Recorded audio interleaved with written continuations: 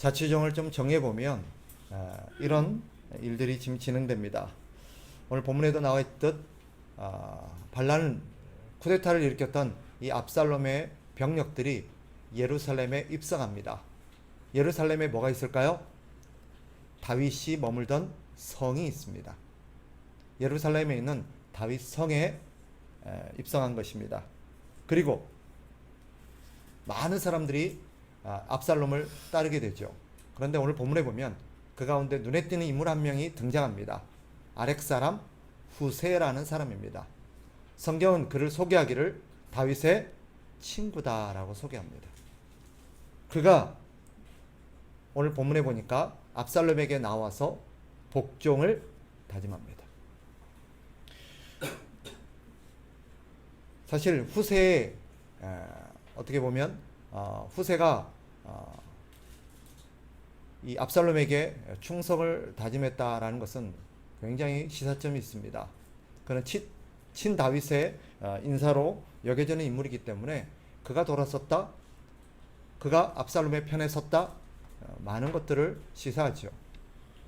그리고 오늘 본문에도 나와 있는 것처럼 당대 최고의 지략가라고 할 수 있는 중국의 제갈량과 거의 어깨를 나란히 할 만한 인물로 여겨지고 있는 이 아히도벨이 이 압살롬의 편에 섰다라는 것은 역시 굉장한 일입니다.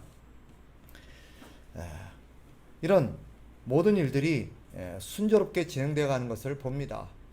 적어도 이 압살롬의 생각에는 모든 일들이 순조롭게 일사천리로 진행된다 싶었을 것입니다. 이 순간 압살롬은 무슨 생각을 했을까요? 아마도 하나님도 자신을 도우시는구나, 하나님도 나를 지금 도와주고 계시는구나 라는 생각을 했을지도 모르겠습니다. 그런데 오늘 본문은 우리에게 한 가지 질문을 일으키죠. 무엇입니까? 우리가 알아요. 압살롬이 반란을 일으켜서 다윗을 이렇게 쫓아내고 자신이 왕권을 잡은 것, 옳은 걸까요? 하나님이 기뻐하실 일일까요? 이걸 과연 정당하고 의로운 어떤 혁명이라고 간주할 수 있겠습니까? 아니다라고 우리는 다 생각을 하게 될 겁니다. 그죠? 그러면 분명 불의한 일인데 이런 불의한 일들이 순조롭게 진행되는 것을 우리는 어떻게 이해해야 될 것인가? 이 불의한 일도 일사천리로 순조롭게 진행되는 것이 과연 하나님의 도우심으로 우리가 간주할 수 있을 것인가? 우리 삶에는 이런 일들이 많이 있습니다. 그죠? 그래서 우리를 당혹스럽게 하죠. 우리가 갖고 있는 상식, 통념대로라면 무엇입니까? 권선징악입니다. 뭐예요? 좋은 일 한 사람은 복을 받아야 되고 나쁜 일 한 사람은 벌을 받아야 됩니다. 그러니까 나쁜 일이 형통하면 돼야 안 돼요?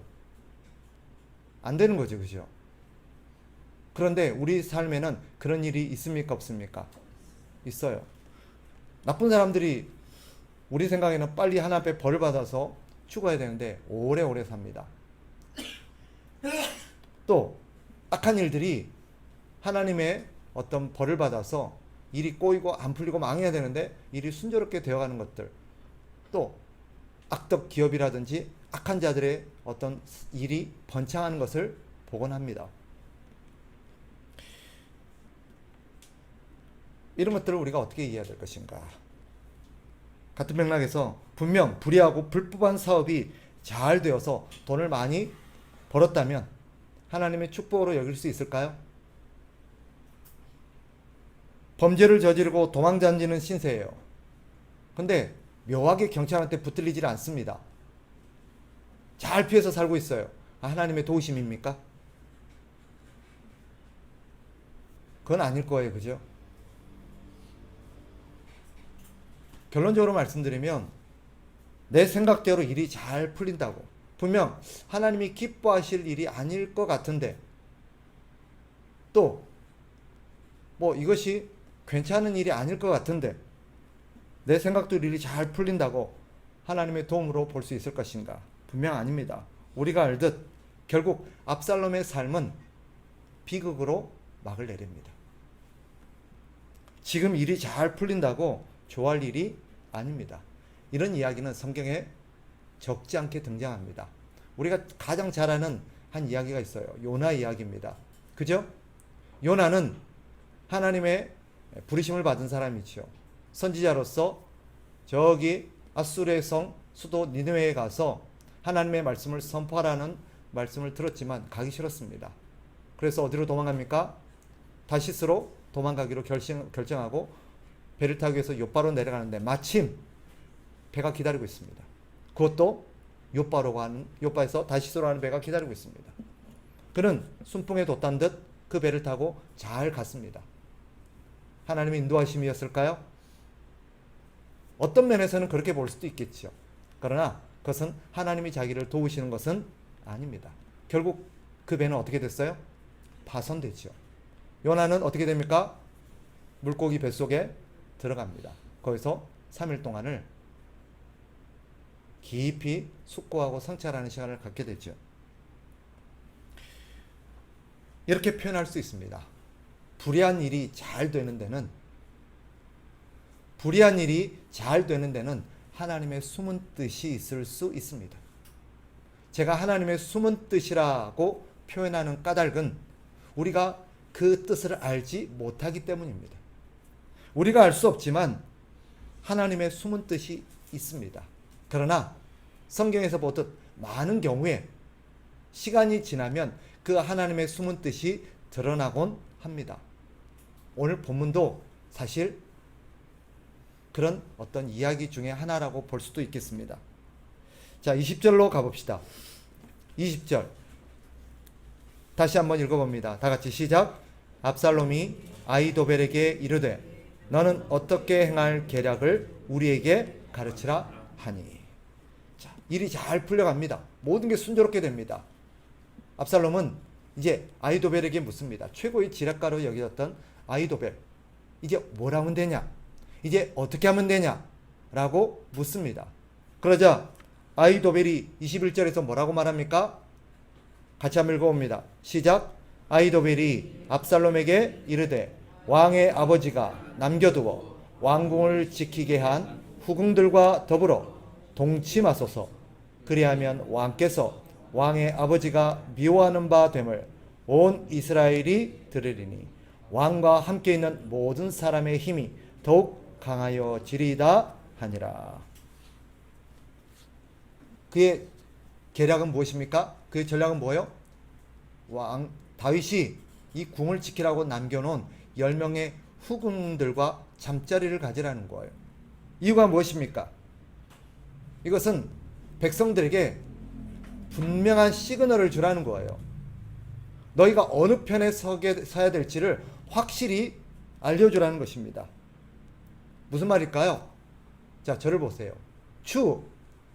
지금 반란을 일으킨 사람, 이 압살롬은 다윗과 어떤 관계예요?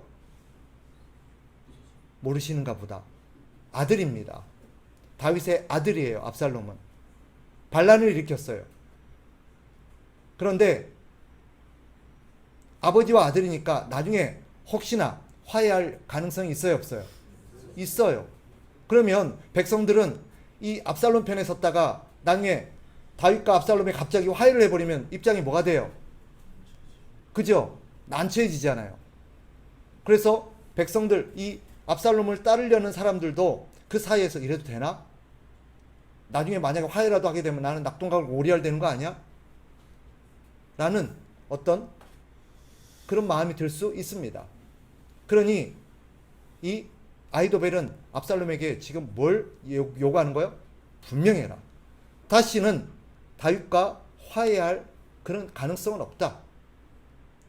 다윗 편에 서든지 내 편에 서든지 분명해라. 그것을 보여주는 시그널로 뭐 하는 거예요? 다윗이 아끼던 다윗의 후궁, 즉 다윗의 첩이라고 되게 할 수도 있겠죠.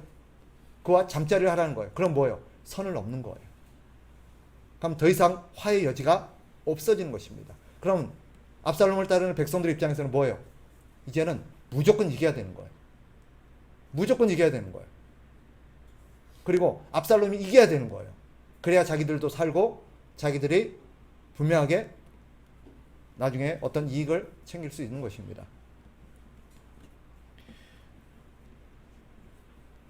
그래서 백성들에게 압살롬이 입장을 분명할 수 있도록 시그널을 주라라는 것이 이 남겨둔 후궁들과 잠자리를 하게 한 의도라고 할 수 있습니다. 그러면 우리는 한 가지 의문을 가질 수 있습니다. 다윗은 왜 궁에다가 이 후궁 10명을 남겨놓았는가 하는 것입니다. 왜 데려가지 않고 남겨놓았을까요? 오늘 본문에서도 소개하듯 뭐 때문에 남겨놓았대요? 자, 궁을 지키도록, 왕궁을 지키도록. 생각해 보셨어요? 이 큰 성을 지키라고 남겨놓은 사람이 누구예요? 후궁 10명이에요. 연약한 여인 10명을 남겨놓고 궁을 지키래요. 말이 돼요? 궁을 지킬 수 있을까요? 이건 상식적으로 이해가 안 돼요. 진짜로 그 성읍을 지켜내려면 누가 있어야 돼요? 군사들이 있어야 돼요. 다윗이 그 성을 지킬 의도가 있었다면 거기에다가 후궁 10명을 남겨놓을 게 아니라 뭘 남겨놨어야 돼요? 군사들을 남겨놓고 그죠? 결사항전을 해야 돼요. 사실 다시 이야기를 처음으로 돌아가서 다윗이 진짜로 그 성을 지킬 마음이 있었다면 성을 떠나면 안 되었던 것입니다. 만약에 다윗이 작정하고 그 성을 지켰더라면 그 성을 지켜낼 수 있을까요? 없을까요? 있습니다. 사실은. 결과적으로 성 밖에서 다윗과 나중에 압살롬은 충돌하죠. 싸움이 벌어집니다. 누가 이길까요?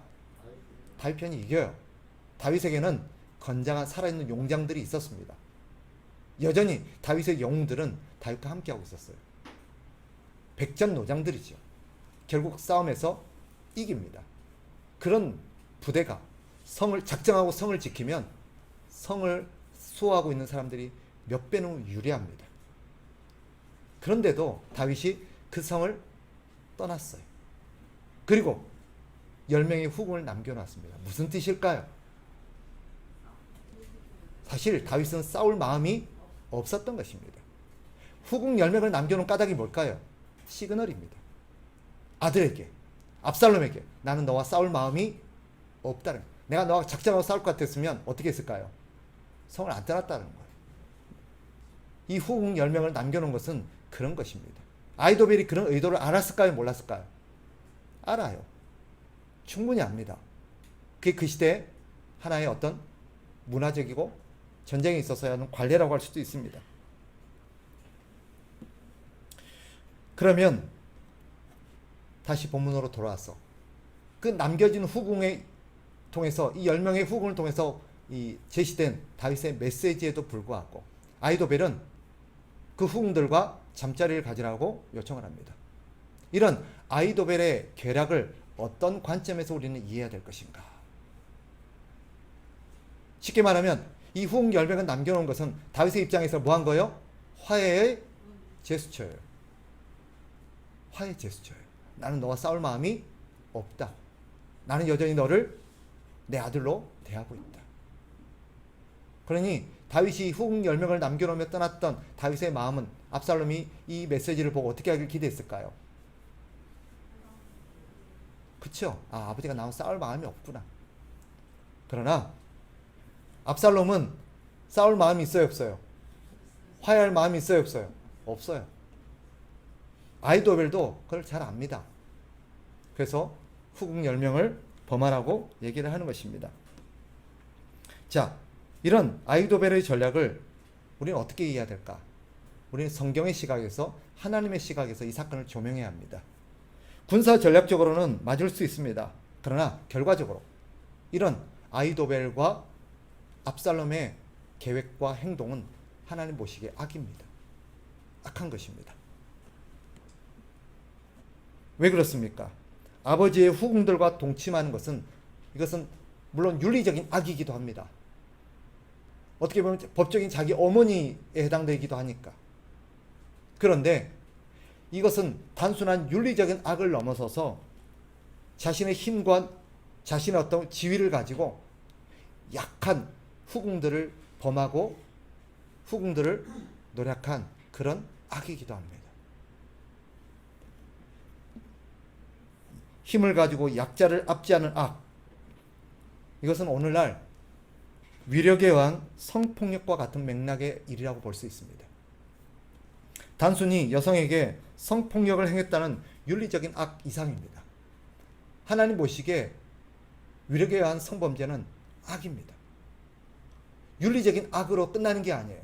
뭐요? 자신의 힘을 가지고 약한 자를 압제하고 착취하는 악입니다.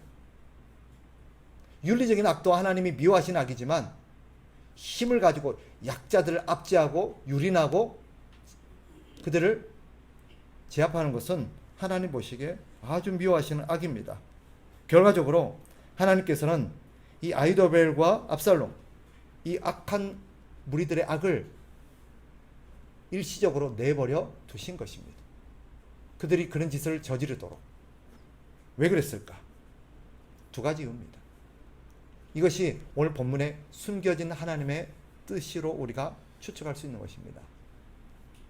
첫째는 왜 그들을 내버려 두셨을까요? 그런 짓을 자행할 것을 뻔히 아시는 하나님이. 두 가지 이유 때문이에요. 첫째는 이 사건을 통해서 이들이 얼마나 악한 자들인지를 보여주기 위함입니다. 이들의 악을 드러내기 위함이에요. 또 한 가지는 하나님이 이들을 심판하기에 마땅한 자들이라는 것을 보여주기 위함입니다. 왜 하나님이 이들을 심판할 수밖에 없었는지, 왜 하나님이 이들을 심판하셨는지를 이 사건을 통해서 보여주는 거예요. 이것이 우리에게 시사하는 바가 있습니다. 오늘 본문은 우리에게 두 가지를 일깨우죠. 저를 보십시오. 피곤하시죠? 자, 저를 보세요. 오늘 이 사건은 우리에게 인간의 본질적인 두 가지의 악한 어떤 본성을 드러냅니다. 첫째, 하나님께서 이 악을 드러내심으로써 이들이 얼마나 악한 자인지 보여주시고 하나님 이들을 심판할 수밖에 없는 자라는 것을 보여주신 그 의도에는 두 가지 인간의 악이 자리하고 있습니다. 본성이 자리하고 있습니다. 뭘까요? 사람은요, 자기가 얼마나 악한 자인지를 모른다는 것입니다. 사람은 남들이 자기를 악하다 그러고 못됐다 그러고 죄인이라 그러면 순순히 인정할까요? 사람을 뭘로 보고 그러냐고. 내가 무슨 그런 악한 자냐라고 발끈합니다. 무슨 말이에요? 자기가 어떤 존재인지를 몰라요. 이게 사람입니다. 두 번째요. 사람은요, 자신의 악이 자신이 얼마나 악한 자인지, 자신이 얼마나 죄인인지를 이게 드러나기까지, 증명되기까지 인정하려 하지 않습니다. 들키지 않으면 절대 인정 안 합니다. 여러분, 범인들이 잡히면 자신이 죄를 인정합니까? 안 합니다. 인정하는 경우는 어떤 경우일까요? 두 가지의 경우입니다. 처음부터 아예 작정을 하고 자신이 잡히고 자수할 것을 생각하고 죄를 저질렀거나, 두 번째는 어떤 경우일까요? 명백하게 부인할 수 없는 죄가 증거가 드러났을 때입니다. 지금도 그래요. 사람들은 자신이 얼마나 악한 자인지를 모릅니다. 두 번째, 자기 죄가 분명하게 드러나서 부인할 수 없는, 빼도 박도 못하는 명백한 증거가 드러나기까지는 어떻게 해요? 인정하지 않으려고 해요. 여기 있는 저와 여러분은 예외일까요? 아닙니다. 불편한 진실이에요. 저 역시 예외는 아닙니다. 여러분, 기억하셔야 돼요. 하나님께서 왜 이렇게 일하시는지. 그것은 뭐예요? 우리의 악함을 드러내기 위함입니다. 왜요? 우리는 악함이 드러나서 명백하게 그 증거가 낱낱이 드러나기 전까지는 우리 악함을 인정하려 하지 않기 때문입니다. 그래서 누군가가 하나님 앞에서 자신의 죄를 인정하고 하나님 앞에 진심으로 회개한다? 그것은 하나님의 특별한 은혜가 아니고는 불가능합니다. 왜? 인간은 본질적으로 해요. 드러나기 전까지는, 명백한 증거를 내밀기 전까지는 어떻게 할까요? 계속해서 거짓말을 하고, 그죠? 핑계를 대고 자꾸 속입니다. 그러다가 부인할 수 없는 증거를 딱 드러내면 그러면 어떻게 할까요? 네. 인정할까요? 그러면 사람들이 이제는 이렇게 합니다. 오히려 화를 냅니다. 나만 그러냐고. 내만 이런 죄를 졌냐고. 이런 죄 안 지는 사람이 어디 있냐고. 왜 나만 갖고 그러냐고.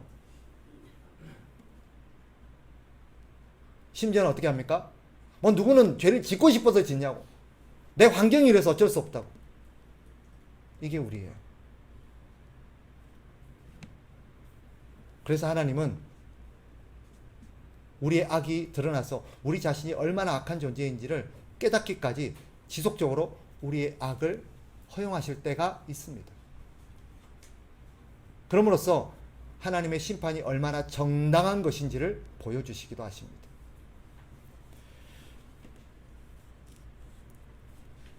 다시 본문으로 들어가서 여러분, 오늘 본문은 우리에게 또 하나의 시사점을 주는데, 불의와 불법이 형통한 것은 결과적으로 복이 아닙니다.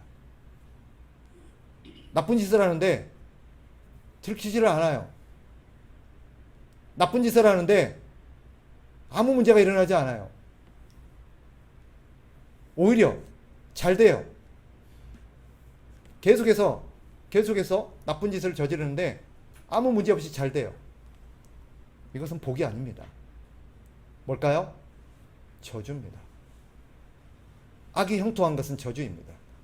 불의한 일이 잘 되는 것은 복이 아닙니다. 착각하시면 안 돼요. 아무 일도 안 일어나네? 별일 없네? 괜찮은가 보다. 계속해도 되는가 보다. 하나님 뜻인가? 절대 아닙니다. 성경은 오늘 본문뿐만 아니라 많은 이야기로 우리에게 그런 교훈을 가르칩니다. 오히려 불의한 행실을 막으시는 것이 하나님의 복입니다. 그래서 징계는 하나님의 복이다라고 성경이 가르칩니다. 하나님 우리를 사랑하는 증거는 뭐예요? 내버려 두심입니까? 징계입니까? 자식이 잘못하고 있는데, 잘못된 길을 가고 있는데 가만 내버려 두신 것은 사랑입니까? 아니에요. 오히려 매를 들고 그를 책벌하는 것이 사랑인 줄 여러분 믿으셔야 돼요. 여러분이 나쁜 짓을 하다가, 잘못된 일을 하다가, 불의한 일을 하다가 하나님의 막으심을 경험하셨습니다. 징계를 경험했습니다. 슬프지요. 고통스럽지요. 그러나 그것은 하나님 우리를 사랑하는 증거인 줄 믿으시기 바라요. 오늘 또 하나 우리가 주목해야 될 게 있습니다. 그것은 뭐냐? 하나님이 지금도 이 세상에 약한 자를 남겨놓으신 이유입니다. 우리 주변에는 약한 자들이 많죠, 그죠? 우리보다 약한 자들이 많이 있습니다. 그들을 왜 남겨놓으셨을까요? 왜 이 땅에는 약한 자들이 많을까요? 힘없는 자들이 많을까요? 여러 가지 이유가 있겠습니다만 오늘 본문과 관련해서 우리는 두 가지 이유를 찾아볼 수 있습니다. 뭐 때문입니까? 그것은 힘을 가진 자들이 그 힘을 가지고 얼마나 많은 악을 저지르고 있는지를 보여주기 위한 존재들입니다. 두 번째는 힘을 가지고 세상을 억압하며 약한 자들을 착취하는 이 악한 자들이 하나님의 심판을 받아 마땅한 자들이라는 것을 보여주기 위함이고, 바꿔 말하면 하나님의 심판이 왜 있어야 되고 왜 하나님의 심판이 정당한지를 보여주기 위함입니다. 그 중에서도 이 땅에 남겨진 약한 자들의 대표가 누구냐? 많은 약자들이 있고 많은 그런 힘이 없는 그런 자들이 있습니다. 그들의 대표는 뭐예요? 누굴까? 신자입니다. 왜 이 땅에 신자가 소수인지 아십니까? 이유는 분명합니다. 신자는 세상을 향한 하나님의 메시지입니다. 그래서 신자는 이 땅에 그런 하나님의 뜻을 이루기 위해 존재하는데, 신자는 오늘 본문과 관련해서 두 가지의 어떤 일들을 위해서 이 땅을 살아갑니다. 첫째는 무엇입니까? 신자는 같은 맥락에서 이 세상이 얼마나 악한지를 드러내는 존재예요. 세상이 얼마나 잘못되어 있고 얼마나 잘못 살고 있고 얼마나 세상이 하나님의 말씀과 멀어져서 악을 일삼는지를 보여주는 증거입니다. 예를 들어서 저를 보세요. 다 나쁜 사람은 다 사기꾼만 있어요. 그러면 이 사람들이 자기가 나쁜다는 걸 알까요? 보니까 다 어때요? 다 똑같아요. 그죠? 그런데 그 중에 정말 착한 사람 한 사람이 딱 있다고 칩시다. 그럼 어떨까요? 자신들이 얼마나 악한지가 드러나는 것입니다. 신자가 그런 역사예요. 그런 존재예요. 하나님이 이 땅에 신자를 남겨놓으신 이유가 뭔지 아세요? 세상 사람들이 얼마나 잘못되어 있고 얼마나 악한지를 그 신자들을 통해서 보여주는 거예요. 그러니까 신자들은 뭐예요? 이 땅에 뭐예요? 하나의 하나님의 법입니다. 하나님의 기준입니다. 이 땅을 살아가는 원칙입니다. 신자는 세상에 얼마나 잘못된 일을 보여주는 가늠자입니다. 우리에게 신자에게 하나님이 성경을 주셨다면 하나님은 세상에 그 성경을 가지고 살아가는 신자를 주셨습니다. 성경이 우리의 잣대가 되듯 신자는 세상의 잣대가 되어야 됩니다. 아멘이세요? 아멘을 못하겠죠. 우리가 그런 존재가 되어야 돼요.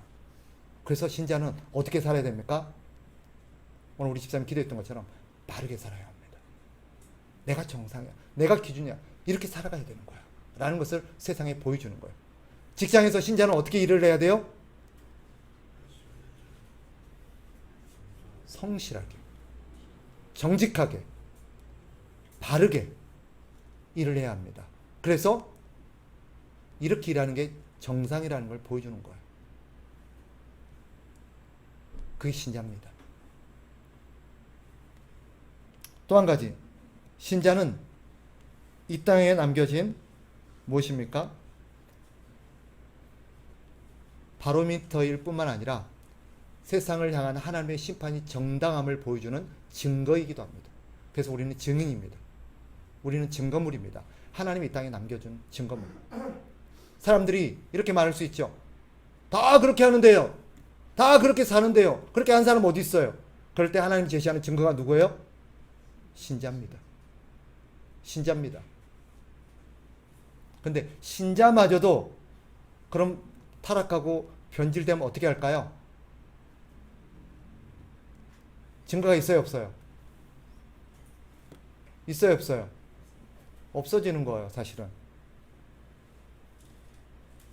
그러면 하나님이 어떻게 하는 줄 아세요? 세상을 없애버립니다. 가치가 없거든요. 노아의 홍수는 그렇게 시작되었습니다. 소돔과 고모라의 심판은 그렇게 시작되었습니다. 잘 보세요. 왜 심판을 하셨는지. 온 땅의 죄악이 관영하고 하나님을 찾는 사람이 없고 다 치우쳐 악을 행하기 때문에. 여러분, 저와 여러분이 이 땅에 존재하는 이유가 무엇인지를 분명히 기억하셔야 돼요. 우리는 세상에 가늠자입니다. 무엇이 옳은지, 어떻게 사는 게 옳은지를 보여주는 모델들입니다. 그리고 세상이 왜 악한지를 보여주는 증거물입니다. 그게 우리예요.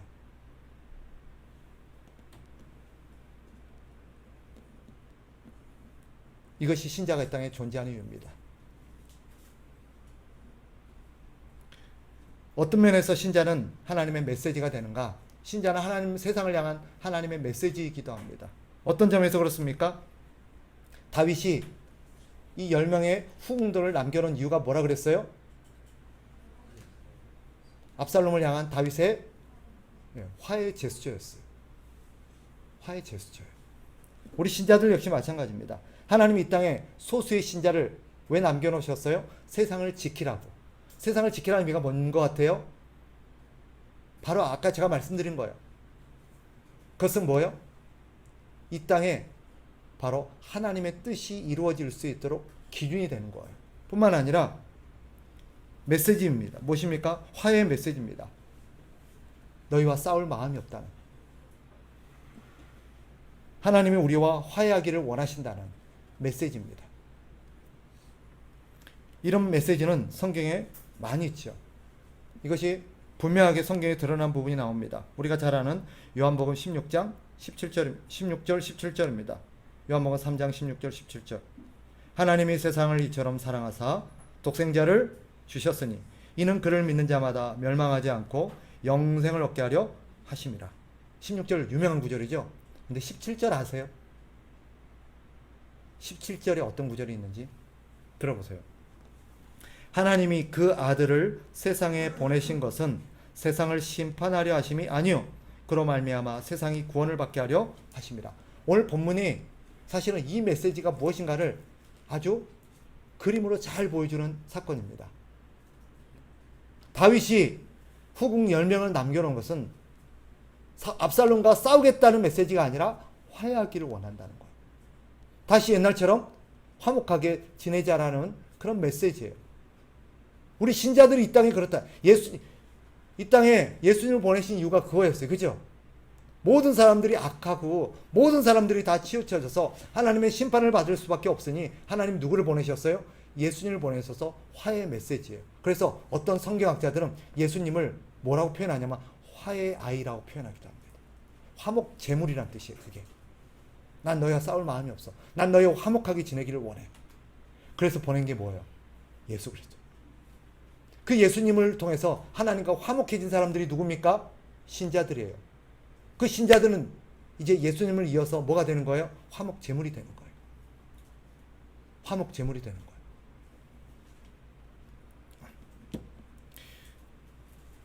신자는 바로 이런 이유로 세상을 살아가고 존재합니다.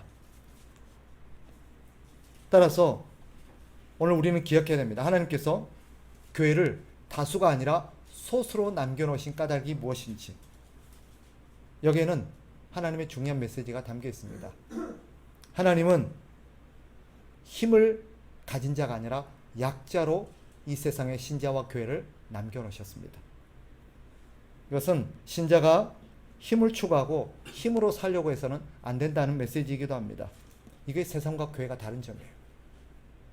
세상은 힘으로 살아갑니다. 그 힘을 가지고 모든 걸 해결하려고 해요. 그러나 교회와 신자는 어떻습니까? 힘으로 살지 않습니다. 무엇으로 삽니까? 오직 하나님으로 삽니다. 교회와 신자가 힘을 추구하면 타락합니다. 이것이 중세 교회가 보여준 하나의 증거물입니다. 따라서 오늘 본문은 우리에게 우리 신자가 이 땅을 어떻게 살아야 될지를 우리에게 일깨웁니다. 신자는 두 가지의 분명한 하나님의 뜻을 기억하고 살아야 됩니다. 첫째는 뭐예요? 신자는 힘을 가지고 힘을 추구하며 힘으로 살려고 해서는 안 된다는 것입니다.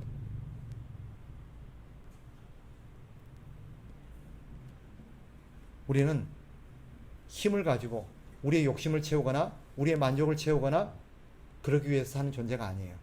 하나님의 뜻을 이루기 위해서 사는 존재입니다. 우리는 어떻게 하나님의 뜻을 이룰 수 있습니까? 두 번째로, 우선 이 땅에서 남겨진 자로서 하나님 우리에게 맡기신 역할들을 감당하면서 삶으로써 하나님의 뜻을 이룰 수 있습니다. 우리의 역할이 뭐라고 그랬어요? 첫째, 우리는 세상의 기준이 되는 것입니다. 세상 사람들이 어떻게 살아야 되는지 그것을 보여줌으로써 세상의 기준이 되는 삶을 삽니다. 가정에서 그리스도인은 저렇게 사는구나. 직장에서 그리스도인은 저렇게 일하는구나. 사회에서 그리스도인은 저렇게 살아가는구나 하는 걸 보여주는 거예요. 그럼으로써 저렇게 사는 게 맞는 거구나. 저렇게 사는 게 맞구나. 그게 그리스도인이에요. 그런데 오늘날 그런 얘기를 듣는 신자와 교회가 얼마나 될까요? 오히려 세상 사람들이 뭐라고 손가락질합니까? 자기만도 못하다고 욕해. 우리도 그렇게는 안 살아라고 욕해요. 신자가 신자답게 살지 못하면 성경은 어떻게 된다 그럴까요?